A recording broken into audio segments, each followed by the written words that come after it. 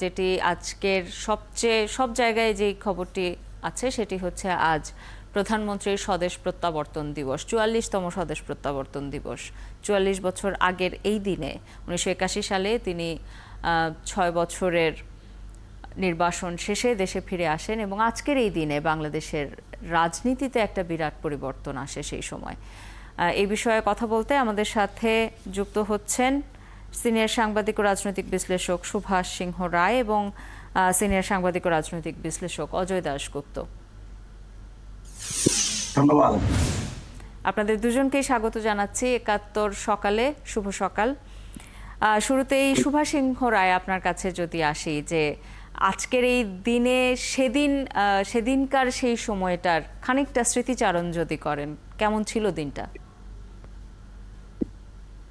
আমরা যদি এখন ভাবি, যদি আজ থেকে ৪৩ বছর আগে বঙ্গবন্ধু কন্যা শেখ হাসিনা দেশে যদি ফিরে না আসতেন, তাহলে বাংলাদেশের পরিস্থিতি কেমন দাঁড়াত।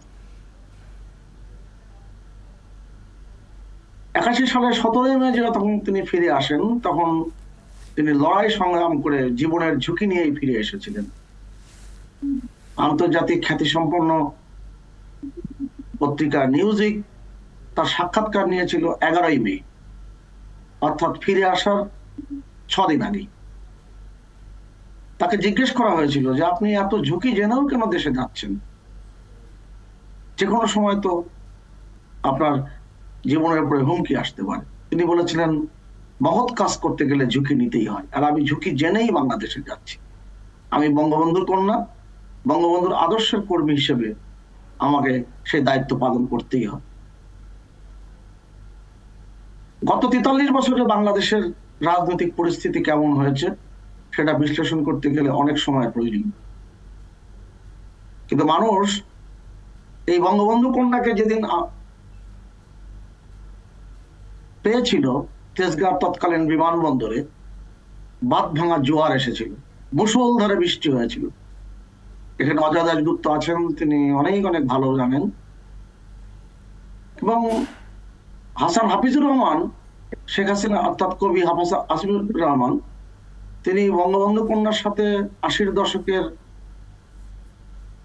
গোড়ার দিকে, অর্থাৎ তিনি দেশে আসার পরে বঙ্গবন্ধু কন্যা এক কথোপকথনে বারবার আপনি আপনি করে বলছিলেন শেখ হাসিনাকে, হাসান হাফিজুর রহমান। বঙ্গবন্ধু কন্যা বিনয়ের সাথে বললেন, আমি আপনার বয়সে অনেক ছোট, আপনি বারবার আপনি আপনি করছেন কেন? তখন হাসান হাফিজুর রহমান আবার জোর দিয়ে বললেন, শেখ হাসিনা, আপনিই তো বাংলাদেশ।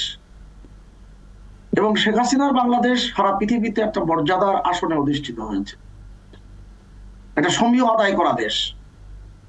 বাংলাদেশের অর্থনীতি বলেন, আপনি একটু আগে আপনার প্রতিবেদন উল্লেখ করার সময় কয়েকটি প্রতিবেদনের কথা উল্লেখ করেছেন।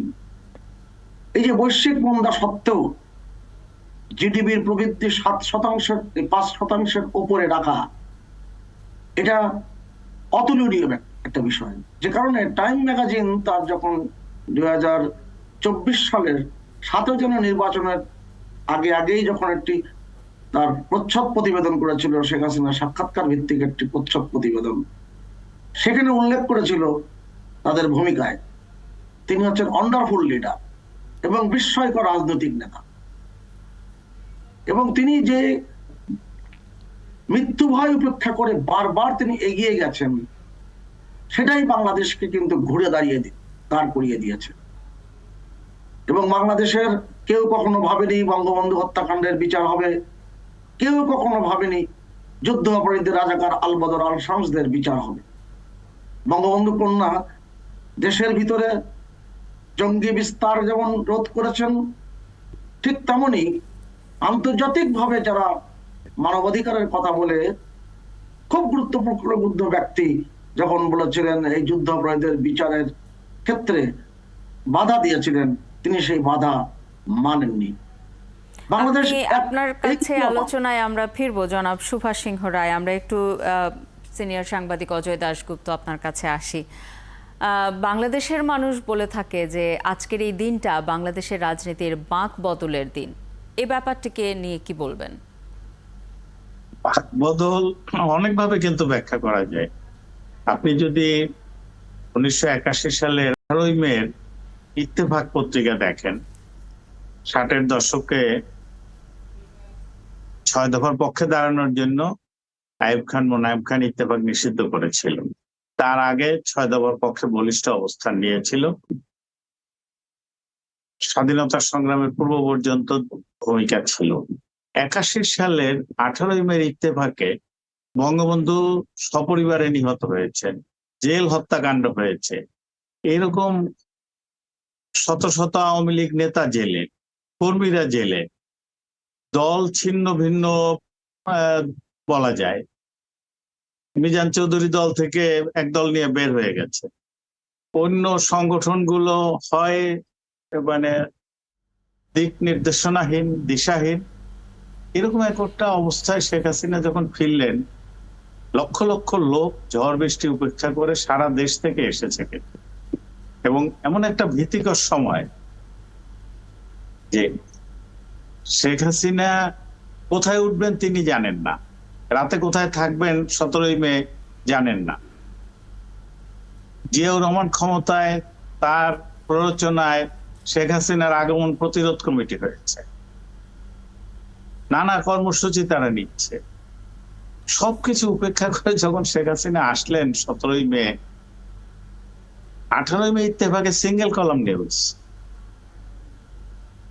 মানে অন্য সবকিছু বাদ দেন, এত বড় একটা সমাবেশ, কিংবা বঙ্গবন্ধু কন্যা ফিরেছেন বাংলাদেশে, যে বাংলাদেশে বঙ্গবন্ধুর নাম নেওয়া নিষিদ্ধ, জয় বাংলা স্লোগান নিষিদ্ধ, মুক্তিযুদ্ধের কথা বলা নিষিদ্ধ, 71-এর চেতনার কথা নিষিদ্ধ, আপনার জাতীয় সঙ্গীত, জাতীয় পতাকা পরিবর্তন করার অপচেষ্টা চলছে। সবকিছুর পরে এত লোকের সমাবেশ, একটা প্রধান রাজনৈতিক দলের সভাপতি, তিনি পার্লামেন্টে বিরোধী দল হিসাবে স্বীকৃত, তার সভাপতির স্বদেশে আসার পরে মানিক মে এভিনিউ আর পুরানো এয়ারপোর্ট ছিল তখন তেজগাঁয়, সেইখান থেকে পুরো রাস্তার লোকে লোকারণ্য, মানে ফার্ম গেট এলাকা পর্যন্ত মানুষ, ওদিকে কলাবাগান, ওদিকে আসাদ গেট ছাড়িয়ে আপনার এখনকার প্রধানমন্ত্রীর যে বাসভবন, সব এলাকা মানুষ। আর একটি ইত্তেফাক সিঙ্গেল কলম নিউজ, কেবল সংবাদ একটু বড় করে নিউজ ছেপেছিল। সেটা দিয়ে বোঝা যায় যে কেমন পরিস্থিতিতে এসেছেন। কিন্তু আসার পর মুহূর্ত থেকেই বলা যায় যে সবকিছু তিনি একটা গোছানো পর্যায়ে নিয়ে যেতে শুরু করলেন। এভরিথিং আন্ডার হার কন্ট্রোল যে প্রক্রিয়া, সেটা শুরু করলেন। খুব দ্রুত তিনি দল গুছিয়ে তুলে তিনি আসার কিছুদিন পরেই সামরিক শাসন জারি হয়। এবং একদিকে জিয়াউর রহমান, তার দল, তাদের অপশাসনের সময়গুলো, আর আসার পরে হচ্ছে আর এক দফা সামরিক শাসন। তারাও, এই যে এরশাদ সাহেব 9 বছর ক্ষমতায় ছিল, শেখ হাসিনা কিন্তু আওয়ামী লীগকে নিয়ে, আওয়ামী লীগকে সংগঠিত করে, দেশের মানুষকে সংগঠিত করে তিনি এই নতুন শাসকদের, সামরিক শাসন যে দলেরই হোক, এরশাদের হোক আর জিয়াউর রহমানের হোক আর ইয়াহিয়া খান বা আইয়ুব খানের হোক, চরিত্র কিন্তু অভিন্ন। সেইটাকে তিনি চ্যালেঞ্জ করেছেন এবং সেই চ্যালেঞ্জে জয়ী হয়েছিলেন। এবং সেই জয়ী হওয়াটা শুধু একার জন্য না, বাংলাদেশের জন্য, বাংলাদেশের গণতন্ত্রের জন্য, উন্নয়নের জন্য, সমৃদ্ধির জন্য। এই জায়গাটা হচ্ছে তার এই যে স্বদেশে ফেরা, তার মূল জায়গাটা এইটা। তিনি কিন্তু শুধুমাত্র এসে সভাপতির দায়িত্ব নিলেন আর কিছু মানে মানুষের বাড়িতে গেলেন, স্বজনদের বাড়িতে গেলেন, কর্মী নেতাদের সঙ্গে, এই জায়গাটায় থাকেননি। যেই মুহূর্তে বাংলাদেশে এসেছেন, কিংবা তারও আগে ফেব্রুয়ারি থেকে মে পর্যন্ত এই যে 2 মাস মাঝখানে যিনি এই সময়টা পেয়েছেন, 3 মাস, এই সময়টা কিন্তু তিনি ভবিষ্যতের জন্য কর্মপন্থা তৈরি করেছেন। 17ই মে কিন্তু দুঃখী মানুষের মুখে হাসি ফোটানো বঙ্গবন্ধুর যে স্বপ্ন, সেইটা থেকে বিচ্যুত হবেন না। আর দুঃখী মানুষের মুখে হাসি ফোটাতে হলে সমৃদ্ধি আনতে হবে, দুঃখ কষ্ট বিলিয়ে কেউ চলবে না, দেশকে উন্নত সমৃদ্ধ করতে হবে। এই যে একটা উন্নয়ন দর্শন, সেই 17ই মে কিন্তু মাত্র 34 বছর বয়সে তিনি সামনে তুলে ধরতে পেরেছিলেন। এবং নিজের জন্য ভাবেননি, তিনি কিন্তু পুত্রকন্যাদের দেশে নিয়ে আসতে পারেননি, বোনকে নিয়ে আসতে পারেননি, স্বামী আসতে পারেননি। এমন একটা পরিস্থিতির মধ্যেও তিনি কাজ করেছেন। আমাদের মনে হয় যে এখনো যারা রাজনীতি করেন বা সামাজিক সংগঠন করেন, তাদের সবাইকে এই যে দূরদর্শী নেতৃত্ব, ভয় ভীতি উপেক্ষা করে চলতে পারা, 18-19 বার তার প্রাণ সংশয়ের চেষ্টা অপচেষ্টা হয়েছে, 21শে আগস্টের মতো ভয়ঙ্কর ঘটনা ঘটানো হয়েছে বাংলাদেশে, তিনি কিন্তু নির্ভীক চিত্তে এগিয়ে গেছেন, আমাদেরকে প্রেরণা দিচ্ছেন, দেশকে একটা দিক নির্দেশনা দিতে পারছেন। আমার মনে হয় যে এই বিষয়গুলো সব রাজনৈতিক দল তারা বিশ্লেষণ করা উচিত, কেমন করে তিনি পারলেন এত সবকিছু করতে। জনাব সুভাষ সিংহ রায়, আপনার কাছে ফিরি। এই যে গত 44 বছর রাজনৈতিক জীবন প্রধানমন্ত্রীর এই দেশে ফেরার পর থেকে, এবং ঠিক তার আগে নিজের বাবাকে হারানো, পুরো পরিবারকে হারানো, এবং সেই বাবা যিনি বাংলাদেশের স্থপতি, তার যে দেখানো পথ এবং তার স্বপ্ন পূরণের যে পথ, স্বপ্নের সোনার বাংলা গড়ার যে পথ, সেই পথে আমাদের প্রধানমন্ত্রী ঠিক পথে হাঁটছেন? আপনি একটি গুরুত্বপূর্ণ প্রশ্ন করেছেন। অজয় দাশগুপ্ত তার বাক বিস্তারের সময় একটা কথা উল্লেখ করলেন, 81 সালের 17ই মে তিনি যখন দেশে ফিরে আসেন, কোথায় থাকবেন তিনি জানেন। এবং আমি এখন লালমাটিয়াতে বসবাস করি 96 সাল থেকে। আমি এই বাড়ির সামনে দিয়ে প্রায় যাই, যে এই বাড়িতে 3 কক্ষের একটি বাড়িতে তিনি উঠেছিলেন সৈয়দ হোসেন নামে একজন সাবেক জয়েন্ট সেক্রেটারি, তার বাসাতে, বঙ্গবন্ধুর নিকট আত্মীয়, 6/10 ব্লক ডি, লালমাটিয়া। আজকের আওয়ামী লীগের নেতা কর্মীরা কি সব জানেন যে কত কষ্ট, কত লড়াইয়ের মধ্যে দিয়ে আজকের প্রধানমন্ত্রী এই জায়গায় আসতে পেরেছেন, এবং দুঃখী মানুষের মুখে হাসি ফোটানোর কথা অজয় দাশগুপ্ত বললেন। আপনি খেয়াল করুন, বঙ্গবন্ধু প্রতিজ্ঞা করেছিলেন কোনো মানুষকে তিনি না খেয়ে থাকতে দেবেন না। আপনি খেয়াল করুন তো, 98 সালে বন্যার সময় বিবিসি চ্যানেলের মতো আন্তর্জাতিক গণমাধ্যম বলেছিল 10 মিলিয়ন মানুষ না খেয়ে মারা যাবে। 10 লক্ষ নয়, কিন্তু 10 মিলিয়ন তারা বলেছিল। বঙ্গবন্ধু কন্যা একজনকেও না খেয়ে মরতে দেননি। আমি ভাবি মাঝে মাঝে, এই 2006 থেকে যারা 2001 থেকে যারা 2006-এ বিএনপির শাসন আমল ছিল, জামাত বিএনপির শাসন আমল, বাংলাদেশের খাদ্য উৎপাদন দানাদার শস্যে 1,80,00,000 মেট্রিক টন হতো, আর আজকে 4,92,00,000 মেট্রিক টন। অথচ অবকাঠামো বাড়ছে, কৃষি জমির পরিমাণ বাড়ছে। কোথায় নিয়ে গেছেন বঙ্গবন্ধু কন্যা শেখ হাসিনা? শিক্ষার হার ছিল 35%, আজ শিক্ষার হার 76%। বলতে গেলে আমি আর অজয় দাশগুপ্ত যদি বলতে চাই, ঘন্টার পর ঘন্টা বলতে পারি। এই জন্য ঋষি সুনাক বলেছিলেন বঙ্গবন্ধু কন্যা শেখ হাসিনাকে, এটা আপনার গণমাধ্যম সব গণমাধ্যম প্রচার করেছে, যে আপনি শুধুমাত্র আমার কাছে অনুকরণীয় ব্যক্তি নয়, আমার পরিবারের সদস্যদের কাছেও আপনি অনুকরণীয় ব্যক্তি। আপনি যে অর্থনৈতিক দর্শন বাংলাদেশে তৈরি করেছেন, আপনি পৃথিবীতে সবচেয়ে সফল অর্থনৈতিক নেতা। আজকের বাংলাদেশ আপনি চিন্তা করে দেখুন তো, কোভিড কালীন সময়ে কত কথা, কত গুণীজন বলেছেন, কত জরিপ এসেছে, বিশ্ববিদ্যালয়গুলো জরিপ করেছে, কয়েকটা বিশ্ববিদ্যালয় গণমাধ্যমে এসেছে, একটি মানুষকে না খেয়ে মরতে হয়নি। তিনি কোভিড কালীন সময়ে প্রায় 3,500-এর উপরে তিনি ভিডিও কনফারেন্স করেছেন সমাজের মানুষ, বিভিন্ন স্তরের মানুষের সাথে, মসজিদের ইমাম থেকে শুরু করে মন্দিরের পুরোহিত এবং চিকিৎসা বিজ্ঞানের সাথে সংযুক্ত ব্যক্তি, প্রশাসনের সাথে ব্যক্তি, ডিসি, এসপি, সাধারণ নাগরিক, কার সাথে তিনি কথা বলেননি? এটাই তো বঙ্গবন্ধুর স্বপ্ন ছিল। বঙ্গবন্ধু স্বপ্ন বলেছিলেন যে কাউকে ভূমিহীন থাকতে দেবেন না। আজকের 64 জেলার মধ্যে প্রায় 36 থেকে 37টি জেলাতে কোনো ভূমিহীন নাই। আপনি কল্পনা করতে পারেন? 9 লক্ষের মতো মানুষ, পরিবারকে তিনি জমি দিয়েছেন, এবং প্রায় 42 লক্ষ 43 লক্ষ মানুষ আজকে ভূমিহীনের জায়গা থেকে সরে এসছে, জমি পেয়েছে। এটা চিন্তা করা যায়। এই জায়গাটি করতে পেরেছেন বঙ্গবন্ধু কন্যা শেখ হাসিনা, কেননা তিনি মানুষের জন্য রাজনীতি করেন। ডেভিড ফ্রস্ট যখন বঙ্গবন্ধুকে জিজ্ঞেস করেছিলেন 1972 সালে 18 জানুয়ারি যে আপনার যোগ্যতা কি, সাথে সাথে উত্তর দিয়েছিলেন আমি আমার মানুষকে ভালোবাসি।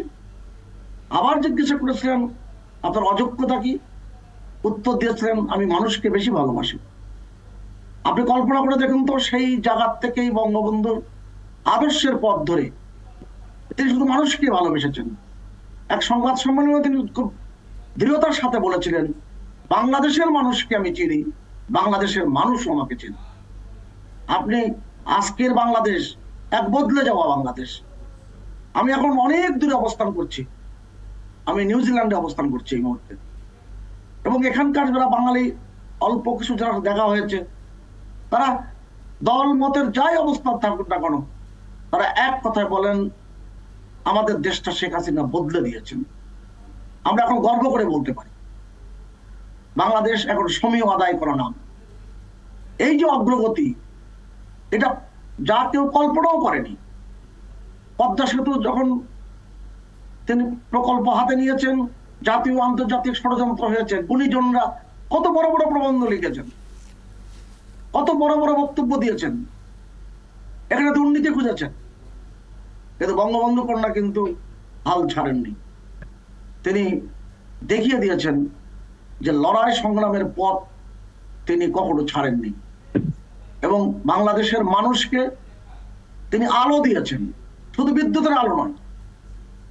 সেই অক্টোবর বিপ্লবের মহান নেতা ভ্লাদিমির ইলিচ লেনিন বলেছিলেন তার প্রথম বক্তৃতায় সোভিয়েত ইউনিয়নে যে বিদ্যুৎ মানেই হচ্ছে বিপ্লব, আর বিপ্লব মানেই হচ্ছে বিদ্যুৎ। বঙ্গবন্ধু কন্যা আজকে সারা বাংলাদেশে আপনি যে প্রান্তে যান না কেন, সমগ্র বাংলাদেশটা কিন্তু আলোয় ভরে থাকে। আপনি চিন্তা করতে পারেন 52 লক্ষ ইজি বাইক চলে যায় দেশে, 3500 মেগাওয়াট বিদ্যুৎ যেখানে প্রয়োজন হয়। এটা কি কখনো আমরা ভাবতে পেরেছি? অথচ বঙ্গবন্ধু কন্যা 96 থেকে 2001 সরকারের সময় তিনি 4300 মেগাওয়াট বিদ্যুৎ রেখে এসেছিলেন। অথচ 2009 সালে 6 জানুয়ারি যখন দায়িত্ব নেন, তখন তিনি পান 3200 মেগাওয়াট। অর্থাৎ রেখে আসা 1100 মেগাওয়াট বিদ্যুৎ কিন্তু হাওয়া হয়ে গিয়েছে। আর সেই জায়গায় বাংলাদেশকে তিনি কোথায় দিয়েছেন?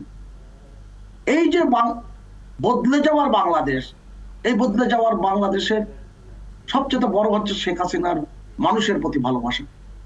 তিনি সবসময় মানুষকে ভালোবেসেছেন। তার দূরদর্শী নেতৃত্বের কারণেও এটা অনেকখানি সম্ভব হয়েছে। জনাব অজয় দাশগুপ্ত, আপনার কাছে আসি। যেই স্বপ্ন নিয়ে মুক্তিযুদ্ধ করেছিলেন, দেশকে স্বাধীন করেছিলেন, সেই স্বপ্নের পথে বাংলাদেশ এখন কতটা এগোচ্ছে এবং আসলেও কতখানি আপনাদের মুক্তিযোদ্ধাদের স্বপ্ন পূরণ করতে পারছে? পথ হারিয়েছিল বাংলাদেশ, এটাও কিন্তু সত্য। এই যে 53 বছর, তার মধ্যে প্রায় 30 বছর কিন্তু সেই অপশক্তি বাংলাদেশের শাসন ক্ষমতায় ছিল, যারা চায়নি 71 সফল হোক, 71-এ বিজয়ী হোক বাংলাদেশ। 71-এ যদি ভারত বাংলাদেশকে আশ্রয় না দিত 1 কোটি লোককে, কিংবা আমাদের মুক্তিযোদ্ধারা সেখানে সমর্থন না পেত, রাজনৈতিক সমর্থন না পেত, তাহলে তো পাকিস্তান জয়ী হতো। তখন যারা ভারত বিরোধিতা করেছে, এখনো একই শক্তি আমরা দেখি। কোনো কারণে অকারণে শেখ হাসিনা যে ভারতে ছিলেন এটাও তাদের পছন্দ ছিল, কিন্তু শেখ হাসিনা তো বাংলাদেশ সেটাই ধারণ করেছেন, বঙ্গবন্ধু যেমন করেছিলেন। আজকে দেখেন যে যুক্তরাষ্ট্র, ইউরোপের বিভিন্ন দেশ, ব্রিটেন, ফ্রান্স সহ, কিংবা রাশিয়া ইউরোপের দেশ, আপনি চীন এশিয়ার, জাপান এশিয়ার, ভারত এশিয়ার, সব নানা প্রবণতার দেশ, সবগুলো কিন্তু অভিন্ন দর্শন নিয়ে চলেন। অথচ বাংলাদেশ শেখ হাসিনা সব শক্তির সঙ্গে সুসম্পর্ক বজায় রাখার জন্য কাজ করছেন, এবং মূল লক্ষ্য অবিচল যে বাংলাদেশের উন্নয়ন। সেটাই বড় অগ্রগতি সম্পাদন করতে পেরেছেন। বঙ্গবন্ধু হত্যাকাণ্ড আমি চোখে নিজের প্রথম ঢাকা বিশ্ববিদ্যালয়ের সিনেটে 1975 সালের 4 নভেম্বর বঙ্গবন্ধু হত্যাকাণ্ডের বিচার করতে হবে, ঘাতকদের শাস্তি দিতে হবে, এই সব প্রস্তাব পাশ করিয়েছিলাম। সর্বসম্মতি। কিন্তু অনেকেই ভাবেননি যে এটা বাস্তবে সম্ভব। যুদ্ধাপরাধীরা তারা তো রাষ্ট্র ক্ষমতায় এসে বাংলাদেশের জাতীয় সঙ্গীত, জাতীয় পতাকা পরিবর্তন, ৭১কে মুছে দেওয়ার চেষ্টা করেছে। সেই জায়গাটাই কিন্তু বড় অর্জন হয়েছে। এই বাস্কেট কেস বলে উপহাস করেছে, সেই অপবাদটা আমরা ঘুচাতে পেরেছি।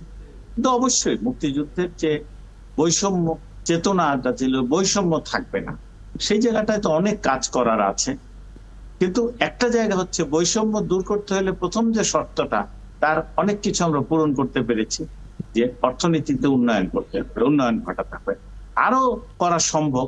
এই ক্ষেত্রে আমাদের এখন যে সংকটগুলো আমরা চোখের সামনে দেখি, করোনা আমাদের সংকট ছিল, বিদ্যুৎ, কেউ ভাবেনি যে ঘরে ঘরে এইরকম একটা দেশে, যেখানে আমি একটা কাজ করেছিলাম কয়েক বছর আগে, তো পুরান ঢাকার হোলসেল মার্কেটে গিয়ে দেখি প্রচুর হেরিকেন। জিজ্ঞেস করলাম যে কেন এত হেরিকেন বিদ্যুৎ, বলে যে আপনি কি মনে করেন কয় % লোকের বিদ্যুৎ আছে? এখন দেখেন এই হেরিকেনের বাজার কিন্তু আর নাই, কুপি বাতির বাজার কিন্তু আর নাই। বরং ফ্রিজ 24 ঘন্টা সচল রাখার জন্য বিদ্যুৎ পাবো কি পাবো না, এইটা নিয়ে মানুষের দুশ্চিন্তা। এই জায়গাটায় গিয়েছে। কিন্তু বড় জায়গা, আমাদের অর্থনীতিতে বড় বড় চ্যালেঞ্জ বারবার আসবে। যত উন্নয়ন ঘটাতে থাকবেন তত চ্যালেঞ্জ আসবে। যুক্তরাষ্ট্রের এক ধরনের চ্যালেঞ্জ, ভারতের এক ধরনের চ্যালেঞ্জ, বাংলাদেশের পরিস্থিতি। এই জায়গাটায় এখনো অনেক শক্তি আছে, যারা 10% লোকের হাতে 30-35% সম্পদ দেশের।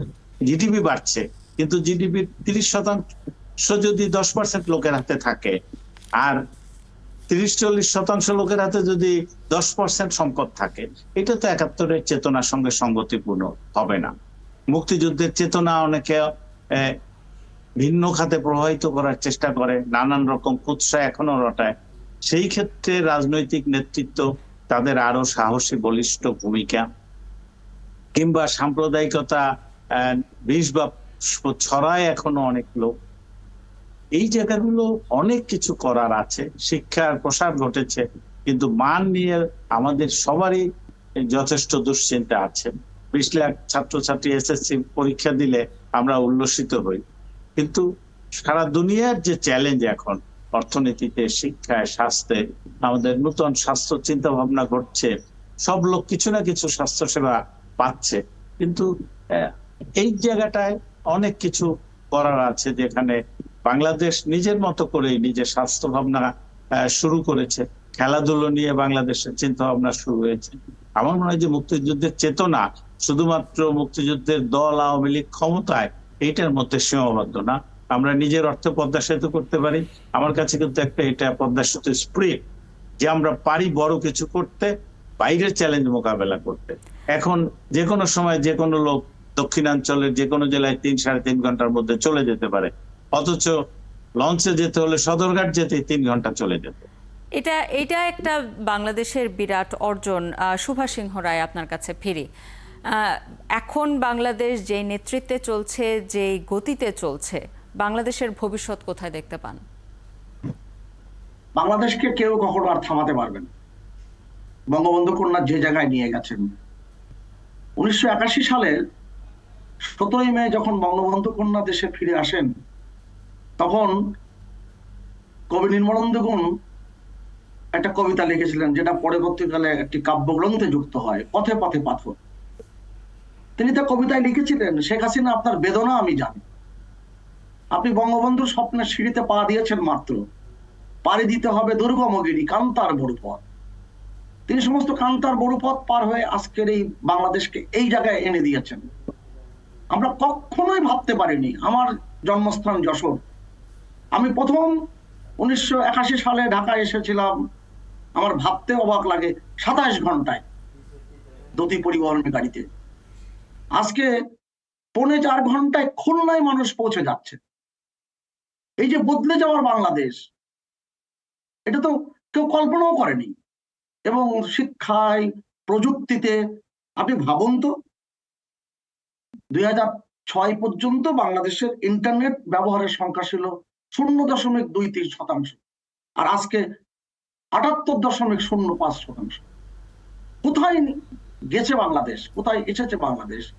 কখনো কেউ কল্পনা করেছে মেট্রো রেল ঢাকার মানুষের মাথার উপর দিয়ে চলে যাবে? মানুষ এখন ভাবছে আর মেট্রো রেল কয়টা হবে।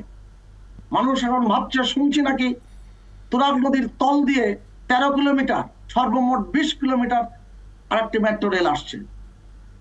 মানুষ তো শুধু প্রত্যাশার জায়গাটা কিন্তু এমন জায়গায় পৌঁছে গেছে যে তাদের ধারণা, সে পছন্দ করুক আর না হোক করুক আওয়ামী লীগকে, তারা মনে করে যে আওয়ামী লীগের নেত্রী শেখ হাসিনা, বঙ্গবন্ধুর কন্যা শেখ হাসিনা, শেখের বেটি শেখ হাসিনা যেটা বলে সেটা করেছে এবং আমাদের স্বপ্নের বাইরে, কল্পনার বাইরে বাংলাদেশকে নিয়ে গেছে। অতএব এই যে তার এগিয়ে যাওয়া মানে বাংলাদেশ এগিয়ে যাওয়া। এবং যেখান থেকে আপনি শুরু করেছিলেন যে বাংলাদেশকে এরপর আর কেউ থামাতে পারবে না, জনাব অজয় দাশগুপ্ত, আপনার কাছে ফিরি। যেখানে আপনি কথা শেষ করেছিলেন যে শুধু মুক্তিযুদ্ধের চেতনার সরকার ক্ষমতায় আছে তাতেই হবে না, অনেক কাজ হচ্ছে, আরো অনেক কাজ করার আছে। কি কি কাজ করার আছে এখন দেশকে আরো সামনে এগিয়ে নেয়ার জন্য? একটি কাজ হচ্ছে, শেখ হাসিনা দেখেন যে বয়সে আওয়ামী লীগের দায়িত্ব নিয়েছিলেন, এত বড় সংগঠন, কিন্তু কি ভয়াবহ শোক বুকে ধারণ করে এই দায়িত্ব তাকে নিতে হয়েছে। তরুণ বয়সে কিন্তু নিয়েছিলেন। এই যে ছবিটা দেখাচ্ছেন, দেখেন একেবারেই মানে যে উদ্দীপনা, যে কষ্টের মধ্যেও সাহস, সংকল্প। বাংলাদেশের জনগোষ্ঠীর বড় অংশ কিন্তু তরুণ। এই তারুণ্যকে জাগিয়ে তোলাটা হচ্ছে, জেগে আছে অনেকেই, আরো তাদেরকে, তাদের যা সৃজন ক্ষমতা, তাদের যা দূরদৃষ্টি, তারাই তো ভবিষ্যৎ। তরুণ মানে কথায়, শুধুমাত্র মুখের কথা নয়, সেই তরুণদেরকে আরো বেশি কাজে লাগান। তার যে প্রযুক্তি তার হাতে তুলে দেওয়া হচ্ছে, শিক্ষা, সে যাতে স্বাস্থ্যবান থাকে, কাজ করতে পারে, এইটা হচ্ছে কিন্তু সবচেয়ে বড় চ্যালেঞ্জ। এবং এই যে একটা 12 ধরেন বঙ্গবন্ধু বলেছিলেন 7 কোটি মানুষকে দাবায় রাখতে পারবা, এখন তো 17 কোটি মানুষ সারা দুনিয়ায় ছড়িয়ে আছে বাংলাদেশের প্রতিভা। আপনার এক সময় মনে হতো যে কাউকে বাংলাদেশের কাজে লাগাতে হলে তাকে বাংলাদেশে নিয়ে আসতে হবে, তার বিমান ভাড়া দিতে হবে, তাকে থাকার ব্যবস্থা করতে হবে। এখন আপনি বিশ্বের যে প্রান্তে থাকুক না কেন, বাংলাদেশের বলা হয়ে থাকে কোটিখানেক লোক বাইরে আছে, তাদের মধ্যে ভালো বিজ্ঞানী আছে, দক্ষ নানা সেক্টরে লোকজন আছে, স্বাস্থ্যের কাজে লাগাতে পারেন আপনি, এমনকি সংস্কৃতি, সাহিত্য এই কাজে লাগাতে পারেন, জ্ঞান বিজ্ঞানের কাজে লাগাতে পারেন। সেই শক্তিকে বিশ্বের যে যেখানেই থাকুক, বাংলাদেশকে যারা ধারণ করে, 71কে যারা ধারণ করে, তাদেরকে বাংলাদেশের উন্নয়ন, অগ্রগতি, সমৃদ্ধির কাজে লাগানো।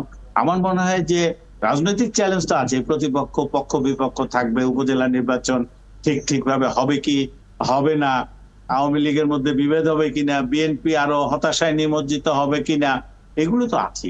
কিন্তু এই যে নূতন প্রজন্ম, যারা একটা উন্নত বাংলাদেশকে আর অবাস্তব মনে করে না, বরং নিজের ভূমিকা রাখায় উৎসাহী, সেই প্রজন্মকে বাংলাদেশের ভেতরে এবং বাইরে তাদেরকে কাজে লাগানো।